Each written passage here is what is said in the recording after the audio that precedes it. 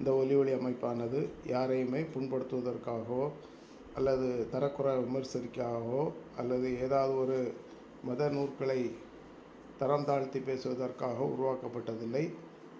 வேத புஸ்தகத்திலிருந்து சில கருத்துக்கள் அவர்கள் சொல்கிறார்கள். அதற்கு இன்னொரு விளக்கத்தை நமது தரப்பிலிருந்து கொடுக்கிறோம். இவர்கள் பூர்வீகத்திலே கிறிஸ்தவர்கள் என்பது அவர்களுக்கு தெரியும். இருந்தாலும் பைபிளில் சில பகுதிகள் அவர்களுக்கு புரியவில்லை. அதை நாம் விளக்கி கொடுக்கிறோம் என்பதுதான் இதில் மைய கருத்தை ஒழிய வேறு எந்த விதமான உட்கருத்துக்கள் இல்லை என்பதை தெரியப்படுத்துகிறோம். புகழனைத்தும் ஏக இறைவன் ஒருவனுக்கு, எல்லா புகழும் இந்த அண்ட சராசரங்களையும் படைத்த ஏக இறைவன் ஒருவனுக்கு. அவர்கள் தெளிவாக சொல்கிறார்கள், இந்த அண்ட சராசரங்களை படைத்த ஏக இறைவன் வேதாகமத்தின் அடிப்படையில் யெகோவா என்றும், இன்னுமாய் புதிய ஏற்பாடு முடிவுற்ற பிற்பாடு அது கர்த்தராகிய இயேசு கிறிஸ்து என்றும் தெளிவாக பைபிளிலே நாம் பார்க்க முடியும். சினாய் மலையில மோசே தீர்க்கதரிசிக்கு இஸ்ரவேல் மக்களுக்காக கர்த்தர் கொடுத்த வேதம் தோரா அல்லது தௌராத். இவர்கள் சொல்கிறார்கள், சீனாய் மலையிலே கர்த்தர் கொடுத்த வேதம் மோசே என்பவருக்கு கொடுத்தது தோரா அல்லது தௌராத் என்று அவர்கள் சொல்கிறார்கள். நன்றாக புரிந்து கொள்ளுங்கள், இது ஹீராவிலிருந்து யாரோ ஒருவருக்கு யாரோ கொடுத்தது என்ற ஒரு பதம் இல்லை. இது தோரா என்பது மோசேக்கு கொடுத்த கர்த்தராகிய இயேசு கிறிஸ்து கர்த்தரால் கொடுக்கப்பட்டது, அதாவது யெகோவா தேவனால் கொடுக்கப்பட்டது என்பதே உண்மை. இதை அவர்கள் விளக்கி தோரா என்பதற்கு கர்த்தருடைய கட்டளைகள் என்று பொருள். அந்த வேதம் ஒரு மனிதன், அதாவது அவர்கள் சொல்கிற இது கர்த்தருடைய கட்டளை என்பது தெளிவான ஒரு பதம். எப்படி வாழ வேண்டும் என்பதை வரையறுக்கக்கூடிய சட்டங்கள் நிறைந்த வேதம். இதைத்தான் நாம் சுருக்கமாக வாழ்வியல். அவர்கள் தெளிவாக சொல்கிறார், மனிதன் வாழ்வதற்கு வேண்டிய வாழ்வியல் சட்டங்களாக இருக்கப்படுகிறதாக அவர்கள் சொல்கிறார்கள். ஓகே, அது சரி. சட்டங்கள் என்று சொல்லுகிறோம். வாழ்வியல் சட்டங்கள் என்பது சரியானது. சுருக்கமாக இந்த வாழ்வியல் சட்டங்களை தான் நாம் இஸ்லாம் என்று சொல்லுகிறோம். வாழ்வியல் சட்டம் இஸ்லாம் என்பது நீங்கள் தான் சொல்ல வேண்டும். காரணம், இந்த பைபிளில் எந்த விதமான காப்பிரைட்டும் இன்னொரு இடத்துலேருந்து செய்யப்படலை. இதிலிருந்தால் இன்னொரு இடங்களுக்கு காப்பிரைட் செய்யப்பட்டதே ஒழிய பைபிள் எப்படி வந்தது என்பது உங்களுக்கு தெரியும். அதாவது பழைய ஏற்பாட்டிலே தோரா என்றும் அதே வழியிலே, அதாவது யூத வம்சத்திலே பிறந்த இஸ்ரவேல் குலத்திலே யூத வம்ச எப்ரேயு அந்த இஸ்ரவேல் குலத்திலே யூத வம்சத்தில் இயேசு கிறிஸ்துவை பின்பற்றினவர்கள் கிறிஸ்தவர்கள் என போற்றப்பட்டார்கள். ஆக ரெண்டு பேரும் சேர்த்து பழைய ஏற்பாடு புதிய ஏற்பாடாக பரிசுத்த வேதாகம் பைபிள் என சொல்லப்படுகிறது. ஆமாம். ஆக இந்த தோரா என்ற இஸ்லாமிய சட்டங்களை பின்பற்றி உத்தமமானது. அதைத்தான் இன்றைய யூதர்கள் அது வேதமாக வைத்திருக்கிறார்கள். அந்த அபத்தமானது என்பது இவர்களுடைய தனிப்பட்ட கருத்து. இந்த அபத்தம் என்பது எப்படி என்பதை நாம் பிந்தி இது முடியும் போது சொல்லிக் கொடுக்கிறோம். இது இவர்களுக்கு இன்னுமே இது எப்படி அபத்தமானது என்பது தெரியவில்லை. இவர்களாகவே அபத்தமாக்கியது, இவர்களாகவே அபத்தம் என்று சொல்கிறார்கள் என்பதுதான் உண்மை.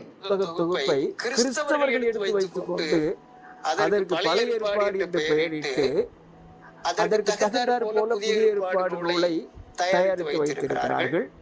எங்கே தயாரித்து வைத்தார்கள்? இதிலிருந்து இன்னொரு மதத்திற்கான ஒரு புஸ்தகம் காப்பி எடுக்கப்படவில்லை. இன்னொரு மதத்திற்கான ஒரு கடவுளை இன்னொரு பிரிவிலிருந்து எடுக்கவும் இல்லை என்பதை நீங்கள் புரிந்து கொள்ள வேண்டும். அதைத்தான் சொல்கிறேன். இஸ்ரவேல் வம்சத்திலே யூதகுலம், அந்த யூதகுலத்திலே இயேசு கிறிஸ்து ஜனித்தார். அந்த இயேசு கிறிஸ்துவை பின்பற்றினவர்கள் கிறிஸ்தவர்கள் என போற்றப்பட்டார்கள். இதன்படியாக தோராவும் பரிசுத்த வேதாகமும் சேர்ந்து தோராவும் புதிய ஏற்பாடும் சேர்ந்து பரிசுத்த வேத புஸ்தகமாக கிறிஸ்தவர்கள் இன்றைக்கு வரை பின்பற்றி வருகிறார்கள் என்பதே உண்மை. யூதர்களுடைய அபத்தமான அந்த தனால் புத்தகத்தை இவர்கள் என்னதான் பைபிளில் இணைத்து வைத்துக் கொண்டு தங்களுடைய வேதம் என்று கருதினாலும் அந்த பழைய ஏற்பாட்டிலே திரும்ப அபத்தம் என்று இவர்கள் சொல்கிறார்கள். இவர்கள் ஏற்கனவே கிறிஸ்தவ மதத்திலே இருந்த போதகர்கள் என்பதை அவர்களே சொல்கிறார்கள். அந்த மதத்திலே உள்ள சம்பவங்கள் இவர்களுக்கு புரியாத காரணத்தினால் வேறு ஏதோ நன்மை கிடைக்கும் என்று வேறு யாரிடமோ சேர்ந்து இவர்கள் பைபிளினுடைய கருத்துக்களுக்கு எதிராக இவர்கள் இங்கிருந்து சொல்வது இவர்களுக்கு புரியும். இவர்கள் உள்மனதை அவர்களுக்கு என்ன செய்யும், அதை காட்டி கொடுக்கும் என்பதுதான் உண்மை. இவருடைய பைபிள் படிக்கும்போது மிகவும் தெளிவாக வாசிக்கிறார்கள் என்பதே உண்மை. தன்னுடைய பிரிவை சார்ந்து இருக்கும்போது தன்னுடைய மதத்தை சார்ந்த ஒரு நூலை தான் எடுக்கவே வேண்டுமே ஒழிய இன்னொரு மத பிரிவை எடுத்து அதை எப்படி கொண்டு வர வேண்டும் என்பதற்காக இவர்கள் சில நூதனமான கேள்விகளும் சில தந்திரமான கேள்விகளை இவர்கள் முன்மொழிவதை நீங்கள் கவனிக்க வேண்டும். இயேசுவை பற்றிய தரிசனங்கள் இருக்கிறது என்று பொய்யாக இட்டுக்கட்டி எழுதியிருந்தாலும் பழைய ஏற்பாட்டிற்கும் புதிய ஏற்பாட்டிற்கும் எந்த சம்பந்தமும் இல்லை என்பதை அதாவது இவர்கள் தற்போது பின்பற்றி இருக்கிறதான மதத்தை சார்ந்து இருக்கின்றவர்கள் அதிலேயும் வராக் என்பவர் கிறிஸ்தவராக இருந்தவர் என்பது புகாரி 2 நாம் பார்க்க முடியும். இதை இவர்களுக்கு தெரிந்தோ தெரியாதோ என்பதை நாம் அறிய வேண்டும். தொடர்ந்து நாம் தகுந்த ஆதாரங்களுடன் பார்த்து கொண்டு வருகிறோம். இப்போது இன்னும் ஒரு ஆதாரத்தை பார்க்க போகிறோம். கர்த்தர் தாவீதிடம் இயேசுவை பற்றி ஏதாவது சத்தியம் செய்தாரா என்ற செய்தியையும், என் ஆத்துமாவை பாதாளத்தில் விடு என்று லூக்கா மேற்கோள் காட்டும் அந்த வசனம் அது இயேசுவுக்கு சொல்லப்பட்டதா என்பதையும் வசன ஆதாரத்தோடு என்று பார்க்கலாம். நிச்சயமாக இயேசு கிறிஸ்துவை பற்றி கர்த்தர் தாவீதிடம் இப்படி எல்லாம் சத்தியம் செய்திருக்கிறார் என்று லூக்கா மேற்கோள் காட்டி எழுதிய அந்த வசனங்கள் அப்போஸ்தலருடைய நடபடிகளிலே 2வது அதிகாரத்திலே 25வது வசனத்தில். இதில் என்ன புரிய வேண்டும்? என் ஆத்மாவை பாதாளத்தில் விடீர். அப்படி என்றால் தாவீது என்பவருடைய ஆத்மா பாதாளத்தில் விடப்படுவதிலிருந்து உம்முடைய பரிசுத்தர் என்றால் கர்த்தராகிய இயேசு கிறிஸ்து என்பதுதான் இதனுடைய அர்த்தம். கர்த்தராகிய இயேசு கிறிஸ்துவை தான் இவர்கள் மிகைப்படுத்த இவர்கள் சொல்கிறார்கள் என்பதை இவர்களுக்கு புரிந்தும் புரியாதது போல மிகவும் தந்திரமாக நூதனமாக கோர்வை பண்ணி அதை சொல்லுவதை நாம் கவனிக்க வேண்டும். நான் அதை வாசிக்கிறேன். இயேசுவை குறித்து தாவீது கர்த்தரை எப்பொழுதும் எனக்கு முன்பாக நிறுத்தி நோக்கிக் கொண்டிருக்கிறேன். சரிதானே? தாவீது அரசராக இருந்த காலத்தில் சில தவறுகளை அவர் செய்திருக்கிறார். அந்த தவறுகளுக்காக அவன் கர்த்தரிடத்திலே மன்னிப்பு கேட்டுள்ளார். அந்த மன்னிப்பை கேட்டு கர்த்தரிடத்திலே மீட்பை பெற்றான் என்பது பைபிள் வரலாறு. இது தெளிவாக பழைய ஏற்பாட்டிலே பார்க்க முடியும். எந்த கிறிஸ்தவத்திலே அல்லது பழைய ஏற்பாட்டில் ஆனாலும் சரி புதிய ஏற்பாடால் ஆனாலும் சரி தவறு செய்தவர்கள் கடவுளிடம் மன்னிப்பு கேட்டு மன்னிப்பை பெற்றுக்கொண்டார்கள் என்பதுதான் பைபிள் சரித்திரம். மன்னிப்பு கேட்காதவர்கள், அதாவது யூதாஸ் காரியத் என்பவர் மன்னிப்பு கேட்கவில்லை. அவர் என்ன அநீதத்தின் அந்த வயிறு வெடித்து குடல் சேர்ந்து செத்தான் என்று பைபிள் தெளிவாக சொல்கிறது. மன்னிப்பு கேட்டவர். அதனால தான் உம்முடைய என் ஆத்மாவை பாதாளத்தில் விடீர் என்று சொல்லப்பட்டுள்ளது என்பதை புரிந்து கொள்ள வேண்டும்.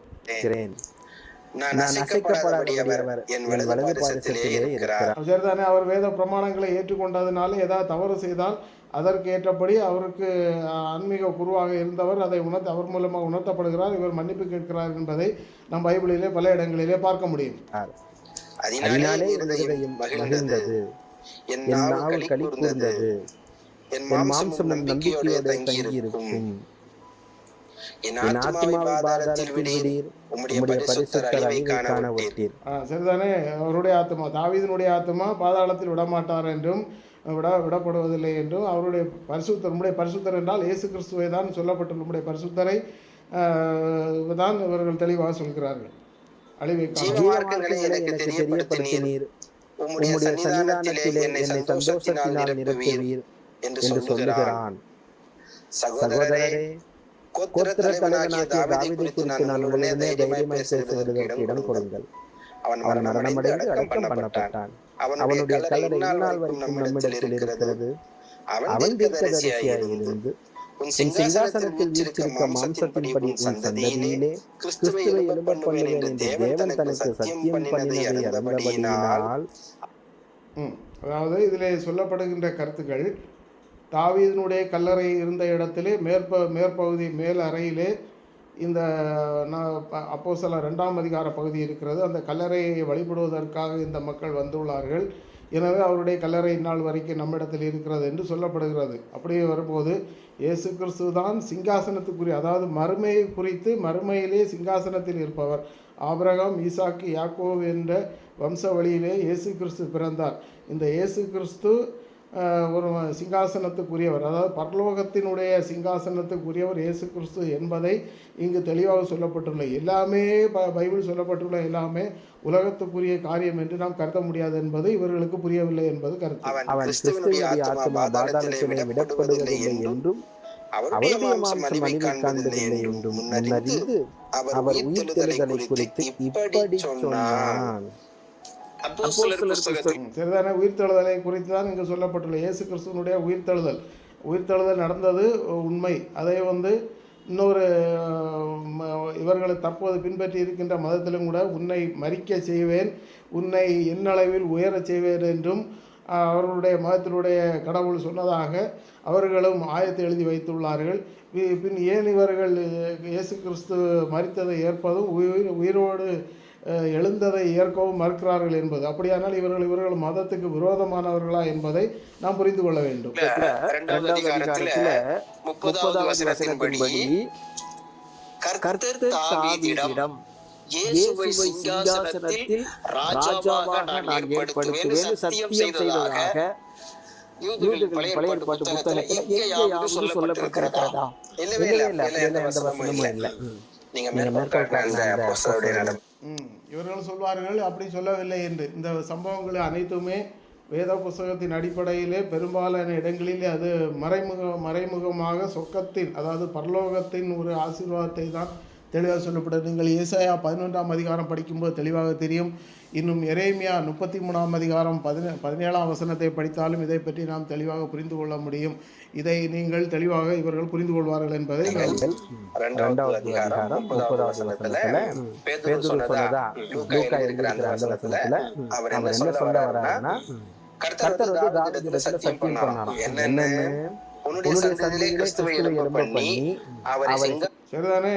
இயேசு கிறிஸ்து தாவீதின் வம்சம் என்பது இப்போ 99 எல்லா மத கிறிஸ்தவத்தினுடைய எல்லா பிரிவினுடையவர்களுக்கும் கட்டாயம் தெரியும். அது உங்கள் 2 பேருக்கும் தெரிந்திருக்கிறது. நீங்கள் இதை மறைத்து ஏதோ ஒரு வினோதமான ஒரு கேள்வியாக, ஒரு தந்திரமான ஒரு கேள்வியாக, இது இல்லாத ஒரு கதையை சொல்லப்பட்டுள்ளதாக நீங்கள் மேலே இருந்து கொண்டு இப்படி இப்போ மேலே சேரில் இருந்து பெரிய ஆராய்ச்சியாளர்கள் போல உங்கள் கருத்துக்களை நீங்கள் வைப்பது சரி, அது உங்களுக்கு ஒருவேளை நல்லதாக இருக்கும். உங்களுக்கு இது புரியாவிட்டால் நீங்கள் கேட்டிருக்க வேண்டிய இடங்கள் பற்றி நீங்கள் என்ன செய்திருக்க வேண்டும் என்றால், பைபிளை விவாதிக்கின்றவர்கள் பெரும்பாலான பேர் இருக்கிறார்கள், அவரிடம் நீங்கள் விவாதிக்காமல் நீங்கள் 2 பேருமே கண்டுபிடித்தது போல இப்படி இருப்பது எந்த விதத்திலே சரி என்பதை நீங்கள் புரிந்து கொள்ள வேண்டும்.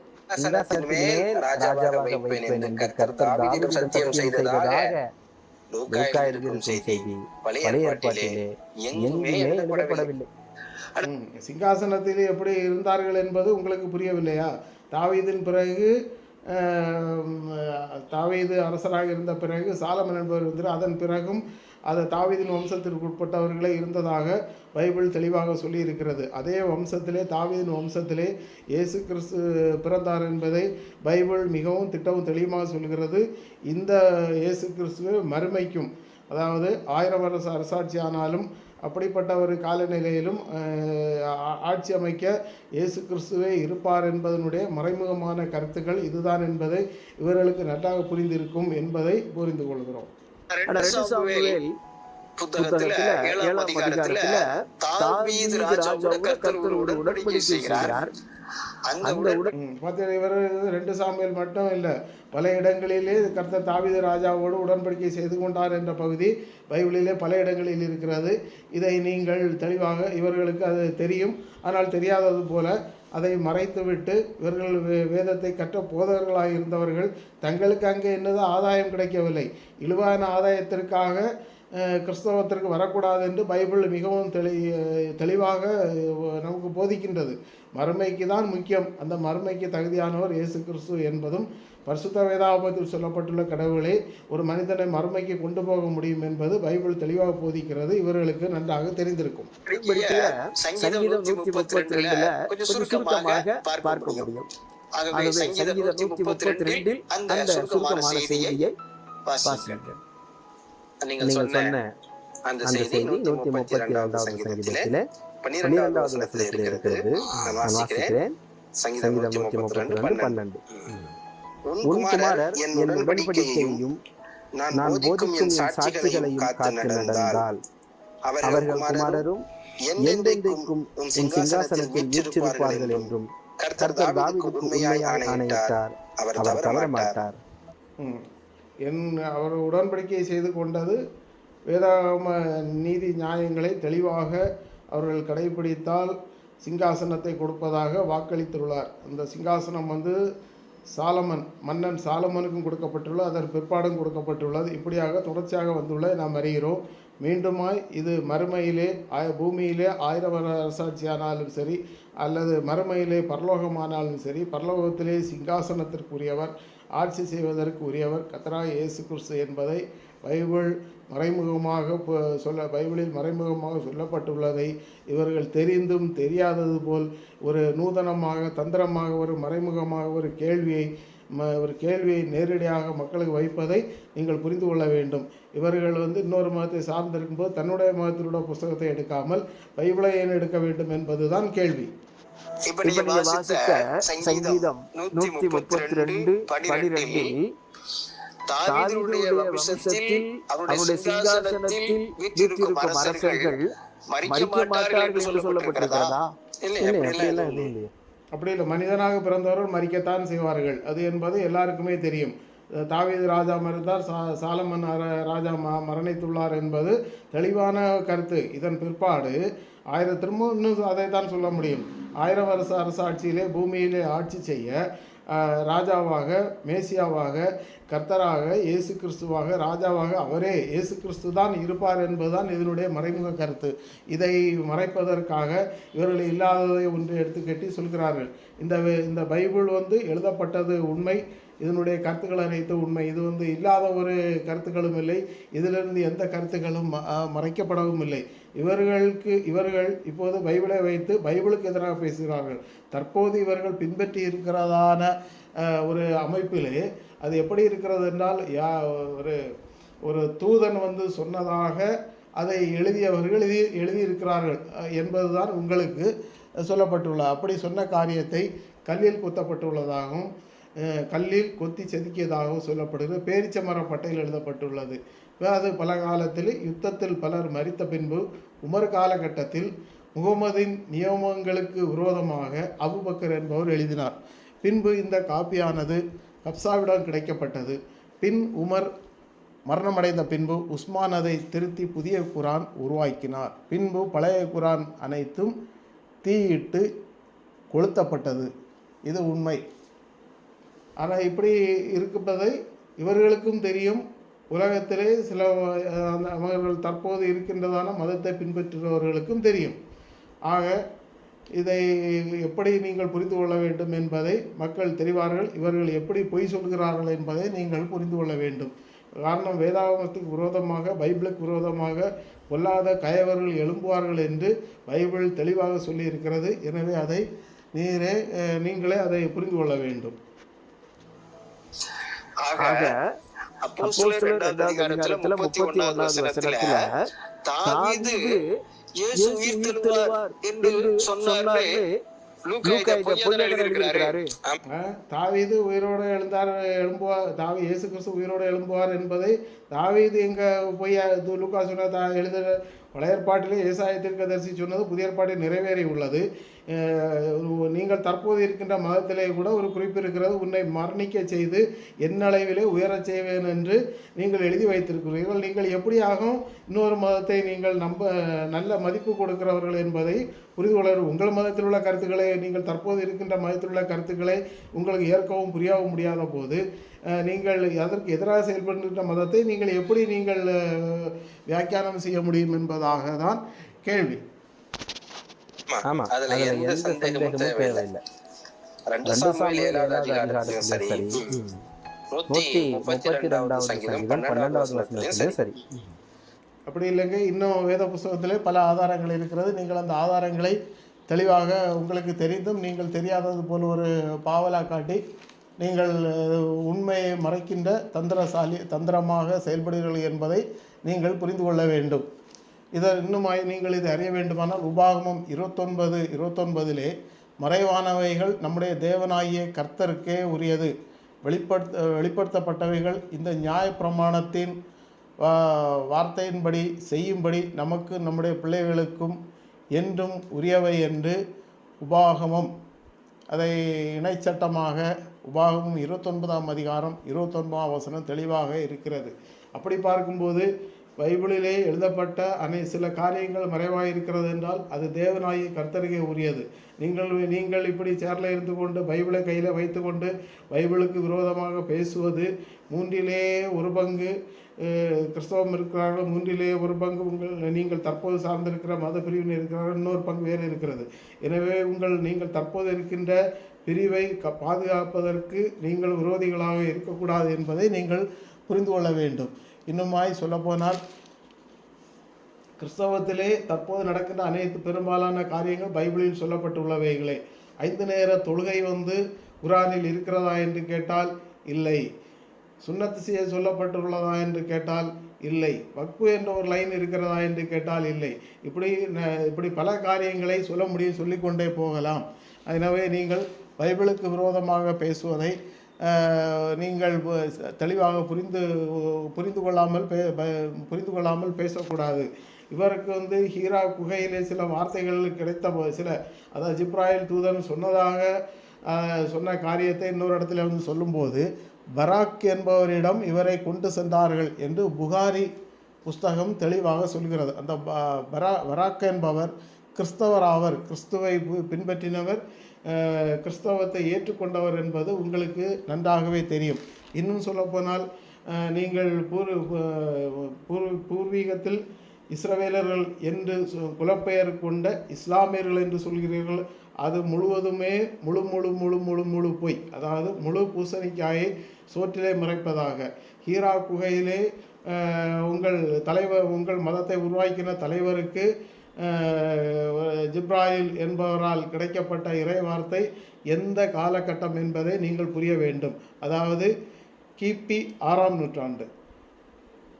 இந்த எபிரேய பைபிள் அல்லது இஸ்ரவேல் பகுதியில் உள்ளவைகள் இன்னும் சொல்லப்போனால் 3600 ஆண்டுகளுக்கு முன்பு, இயேசு கிறிஸ்துக்கு முன்பு 1600 ஆண்டுகளுக்கு முன்பு.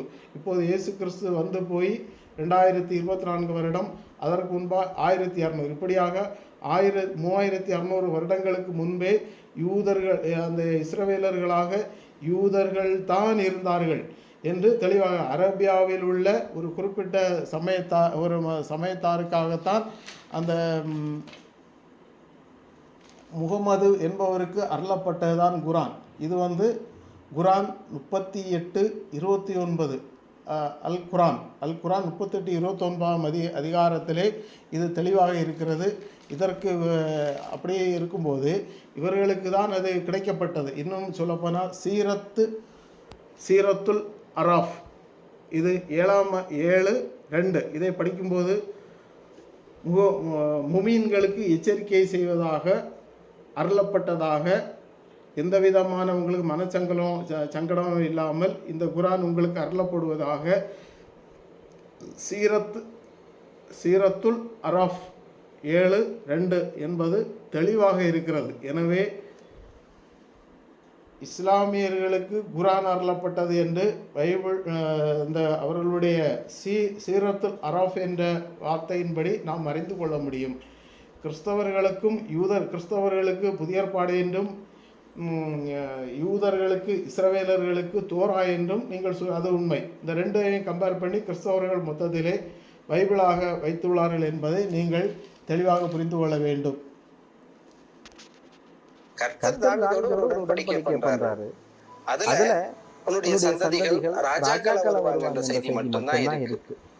ராஜாக்களாக தாவீதினுடைய சந்ததியினர் ராஜாக்களாக வந்தார்கள் என்பதை நீங்கள் தெளிவாக புரிந்து கொள்ள வேண்டும். இன்னுமாய் மறுமையிலே அல்லது இந்த பூமியிலே 1000 வருஷ அரசாட்சி என்று பரிசுத்த வேதாகமத்திலே இன்னொரு பகுதி இருக்கிறது. இந்த 1000 வருஷ அரசாட்சியிலே பங்கடைவர்கள் யார் யார் என்று அதையும் வேத புஸ்தகத்தில் இருப்பது உங்கள் 2 பேருக்கும் நன்றாகவே தெரியும். நீங்கள் அதை மூடி மறைத்துவிட்டு அந்த 1000 வருஷ அரசாட்சியிலே அரசவையில் இருப்பவர் தாவீதின் வம்சத்தை சார்ந்த அந்த இயேசு கிறிஸ்து தான் அதிலே சிங்காசனத்துக்குரியவராக இருப்பார் என்பதை நீங்கள் தெளிவாக அறிந்து வைத்துவிட்டும் இல்லாத ஒரு இது பொய்யாக சொல்லப்பட்டது என்று நீங்கள் அங்கிருந்து சொல்வது எப்படியாவது எப்படி ஏற்றுக்கொள்ள முடியும் என்பதை நீங்கள் புரிந்து கொள்ள வேண்டும்.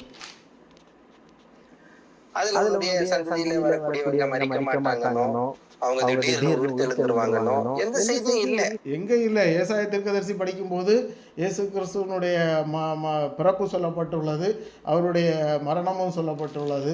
அது இன்னுமா அதை சொல்லப்போனால் ஏசாயா 11ஆம் அதிகாரத்தை நீங்கள் தெளிவாக படித்தால் இயேசு கிறிஸ்து எப்படி அவருடைய பிறப்பு எப்படி இருக்கும் என்பதையும் சொல்லப்பட்டுள்ளது. இன்னுமாய் அவருடைய மரணமும் தெளிவாக சொல்லப்பட்டுள்ளது.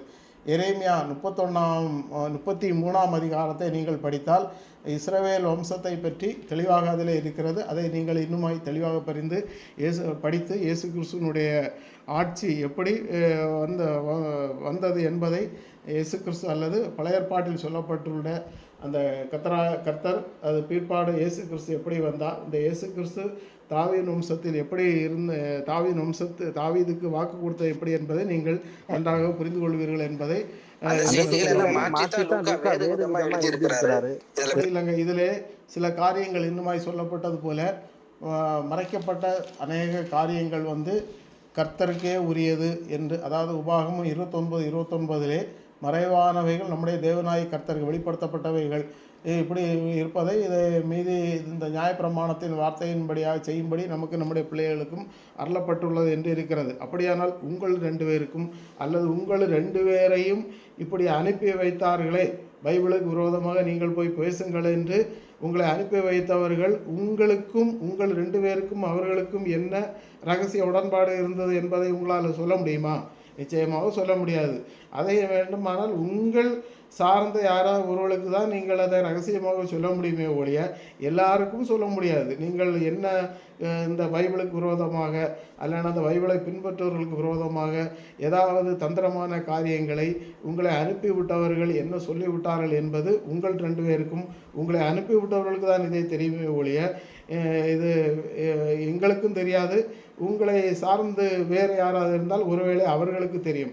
அப்படி இருக்கும்போது நீங்கள் உங்களுக்குள்ளே சில காரியங்கள் ரகசியமாக இருக்கும்போது கடவுள் யாரை பற்றி யாரிடம் சொன்னார், சிங்காசனம் இந்த மாதிரி உள்ள நீங்கள் எடுத்துக்கொண்ட வசனத்தின் கருத்துக்களை உபாகமம் 29:29 நீங்கள் தெளிவாக புரிந்து பயன்பெறுவீர்கள் என்பதை மிகவும் திட்டவும் தெளிவாக புரிந்து கொள்கிறோம். எனவே பைபிளை படித்து பைபிளில் உள்ள சந்தேகங்கள் உங்களுக்கு வருமானால் இந்த சந்தேகங்களை உரியவர்களிடம் நீங்கள் விசாரிக்க வேண்டும். அது இந்த உரியவர்கள் யாரென்றால் நீங்கள் ஸ்ரீலங்காவிலே ரெவரன் டாக்டர் சுரேஷ் ராமச்சந்திரன் என்பவர் இருக்கிறார். இன்னுமாய் செபஸ்டின் புன்னக்கால் பிலிப், அவர் கிரைஸ்ட் ஜெனரேஷன் என்று யூடியூப்பில் நீங்கள் பார்க்க முடியும். இன்னுமாய் ஷாசி அமைப்பிலே பிரதர் ஜெரி தாமஸ், அதில் வெங்கடேசன் இருக்கிறார். இன்னுமாய் வைடியம், அதாவது டிஎன்ஜி அமைப்போடு மோதி அவர்கள் பைபிளை விவாதிக்கிறவர்கள் இருக்கிறார்கள். நீங்கள் அவர்களிடம் விவாதித்து பயன்பெறும்படி மிக அன்போடு தெரியப்படுத்துகிறேன்.